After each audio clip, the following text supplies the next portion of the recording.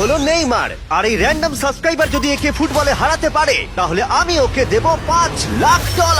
বিশ্বের অন্যতম সেরা ফুটবল প্লেয়ার নেইমার একজন ইন্টারন্যাশনাল ফুটবল সুপারস্টার, 28টা চ্যাম্পিয়নশিপের বিজেতা, একটা অলিম্পিক গোল্ড মেডেল, আর এছাড়াও ব্রাজিলের সর্বকালের সব থেকে বেশি গোলদাতা। সে কম্পিট করবে একজন সাধারণ প্লেয়ার হিগোরের সাথে, আর ওরা কম্পিট করবে $5 লাখ জন্য। যদি তুমি যেত এই টাকাটা শুধু তোমার ব্যাংক অ্যাকাউন্টে যাবে, কিন্তু নেইমার জিতলে ওর বেছে নেওয়া যে কোনো চ্যারিটিতে আমি টাকাটা দেবো।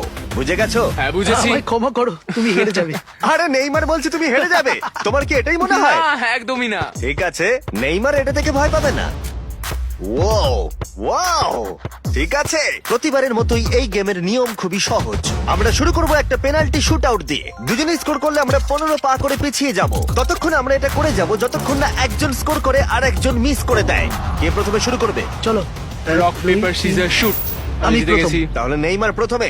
এতে পুরো চাপটা আমার উপরেই পড়বে। ইজি। ইজি। ঠিক আছে, আমরা দেখলাম দুজনেই স্কোর করলো, কিন্তু এবার আমরা 15 পা পিছিয়ে যাব। ও নেইমার এবার সিরিয়াস হচ্ছে। তোমার এবার ভয় পাওয়া উচিত, ও কিন্তু জুতোর ফিতে বাঁধলো। প্রথম 4টে শট নেইমারের মতো বিখ্যাত ফুটবলার কখনোই মিস করতে পারে না। এতক্ষণ পর্যন্ত দুজনেই খুব সহজেই মারছে। 5 নম্বর শট থেকে নেইমারের সাথে সাধারণ প্লেয়ারের পার্থক্য বোঝা যাচ্ছিল।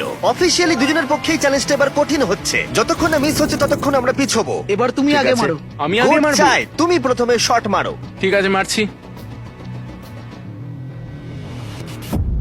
ও ও, ঠিক আছে, এটা এখনো পর্যন্ত তোমার সব থেকে বাজে শট। এবার নেইমারের পালা।